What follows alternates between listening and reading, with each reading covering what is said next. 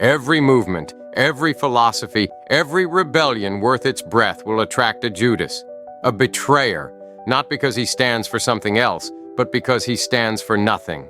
Enter Agent CSAM, a man who has made a career out of dressing cowardice in the rags of realism and hawking it as wisdom.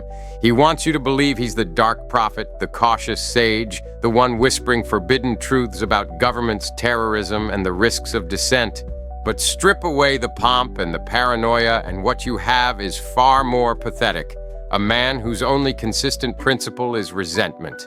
Agent CSAM thrives on collapse. He feeds on tragedy. He exults in every moment that he imagines antinatalism stumbles, not because he opposes suffering, but because he opposes anyone braver than him. His role is not that of critic or adversary, it's that of parasite. He cannot build, so he heckles. He cannot risk, so he sneers. And he cannot argue, so he prays for the boot of power to silence those who can. The paranoid government crackdown narrative.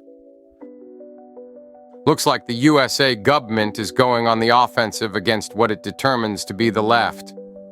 Wow. Stop the presses. Governments wield power to crush dissent. What an insight. Next, maybe Agent CSAM will inform us that water is wet, fire burns, and corporations chase profit. This isn't wisdom. This isn't revelation. This is political science 101, padded with fear bait. Governments have always manufactured enemies, always broadened terrorism to suit their needs. They did it to abolitionists. They did it to suffragettes. They did it to civil rights leaders. They did it to gay rights activists. And now, in an age where the breeding machine must be defended at all costs, they do it to antinatalists and ethalists. But Agent CSAM's point is not to warn. His point is to smear, to conflate dissenting philosophies with bombs and bullets, to paint anyone challenging procreation as inherently terror-adjacent. It's not caution, it's slander, dressed in the language of prudence. And the irony? While pretending to resist authoritarianism, he cheers for it every time it serves his grudge. He points to the government's abuse of terrorism laws, not as a warning to resist, but as a gleeful prediction. He wants antinatalists branded as terrorists, because then, finally, he gets to clap. He gets to say, "See? I told you." Not because it's true, but because he needs the validation of authority to prop up his hollow words. His secret fantasy of state violence. A part of me hopes you ramp up your rhetoric and find yourselves on the business end of inquiries from people you can't just block.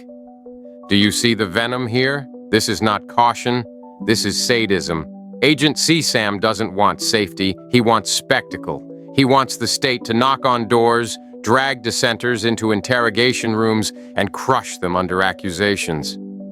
He wants the drama of watching those he hates cornered by men with badges. This is not a man warning of danger. This is a man dreaming of punishment. He resents that he can't silence us in debate, so he begs Daddy Government to do it for him. He's not foretelling risk. He's masturbating to it. And the twisted part? He pretends we're the ones obsessed with violence. Yet he is the only one lusting for it. He is the only one picturing raids, dragnets, and crackdowns with glee. He calls himself a pessimist, but in truth he's just a voyeur of coercion. He cannot win with words, so he craves the truncheon. The Bartkus obsession. Most of you have moved on from what Bartkus did. You faithfully performed your Hail Mary, not a real AN speeches.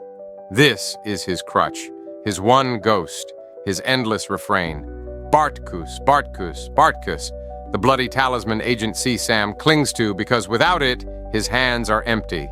He cannot engage with antinatalism as it exists today. He cannot argue with aphilism as it is articulated now. So he drags a corpse into the room and waves it like a trophy. But here's the truth.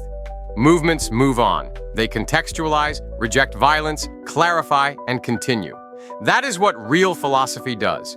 It refines. It grows. It doesn't die with one unstable man's actions. Agent CSAM's obsession with Bartkus is necrophilia of rhetoric. He needs the ghost because he cannot handle the living. He cannot refute the arguments, so he clings to the aberration. It is not a strategy, it is a crutch, and without it, he collapses. The crusade versus cowardice. You bubble-headed numbskulls have convinced yourselves you're Teflon and on an ethical crusade. Wrong. Nobody thinks they're Teflon. Everyone knows the state has teeth. Everyone knows society recoils from hard truths. The difference is this. Some people still choose to speak. Some people still choose to create. Some people still carry the torch even knowing it burns. Agent CSAM sees courage and mistakes it for delusion. He looks at conscience and calls it madness. Why? Because he traded his conscience long ago. To him, conviction looks insane because he abandoned his own. Courage always looks like folly to a coward, and Agent CSAM is the archetype of cowardice masquerading as realism. He doesn't reject the crusade because it's misguided. He rejects it because it reminds him of his own surrender. His breeder alignment. I hold a lot of the same values held by breeders. They're more my people than you. There it is, the confession, the Judas moment. Agent CSAM admits openly he aligns with breeders, not with those resisting harm.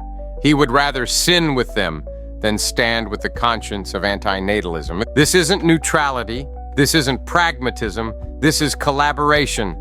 He has picked his side, and it is not the side of victims. It is the side of victim makers. He is not the critic standing apart. He is the Judas goat, leading lambs back into the slaughterhouse while pretending he shares their ethics. Remember this line because it reveals the core truth. Agent CSAM is not just cowardly, he is complicit. He sides with the breeders. He is more comfortable with those perpetuating harm than with those fighting to stop it. And that choice brands him forever as collaborator. His faux prophecy and Putin fetish. In December 2020, I tweeted that I could see AN becoming a form of hate speech or sedition. Wow. What foresight. Predicting that governments will overreach and brand dissent as sedition? Shocking. Next, maybe he'll predict that winter will be cold. This is not prophecy. This is banality. Every authoritarian regime in history has branded dissent as sedition. Bragging about foreseeing it is like bragging about predicting gravity. And then, the pièce de résistance. Russia outlawed child-free advocacy last year, and somehow he thinks this proves him right. No. It proves authoritarian regimes are terrified of dissent that threatens their breeding machine. He points to Putin's ban as if it vindicates him. In reality, it exposes his alignment. He is not standing against tyranny. He is citing tyranny as validation. He is not resisting Putin. He is clapping for him. His glee at collapse. Turns out Eponism has already collapsed. Of course, his favorite pastime, laughing at failures. He gorges on collapse because it is all he has. A website folds, proof of futility. A movement fractures, vindication. A forum redirects, triumph. But philosophies do not die because one site goes offline. Ephilism does not end because a forum implodes. Antinatalism does not vanish because one organizer bungled. These are not fragile projects. They are enduring ideas. They will outlast every cheap shot, every collapse, every smear. Meanwhile, what has Agent CSAM built? Nothing. Not a community, not a contribution, not a legacy. He is not a builder. He is a heckler. His only creation is collapse porn. He cannot make, so he mocks. The core revelation. Strip away the bile and the bluster, and the truth is clear. Agent CSAM is not warning us of danger. He is begging for it. He is not predicting collapse. He is praying for it. He is not protecting anyone. He is parasitizing everyone. He does not want antinatalism to succeed because then he would lose his host. He thrives only when others fail. He feeds on collapse because collapse excuses his inertia. Without antinatalists to sneer at, he has nothing. No identity, no purpose, no words. Final execution. So let's judge the man by his own words. He claims he wants distance, yet he cannot stop orbiting. He pretends to resist tyranny, but he claps for it when it hurts dissenters. He claims to despise violence, yet he lusts for the state to wield it. He calls himself a pessimist, but he is nothing more than a parasite of collapse. He aligns with breeders, not with conscience. He builds nothing. He destroys nothing. He only sneers. Agent CSAM is not a prophet. He is not a realist. He is not a critic. He is a coward, a collaborator, a parasite, and a snitch. He will be remembered, if at all, not as the wise pessimist who foresaw collapse, but as the mall cop of dissent, a bitter heckler cheering for the whip. And when his last rant fades into silence, when his final smear falls into the void, antinatalism will still be here. Ephilism will still be here. The ideas will still be carried forward by those who dare to speak, those who dare to risk, those who dare to hold conscience above comfort.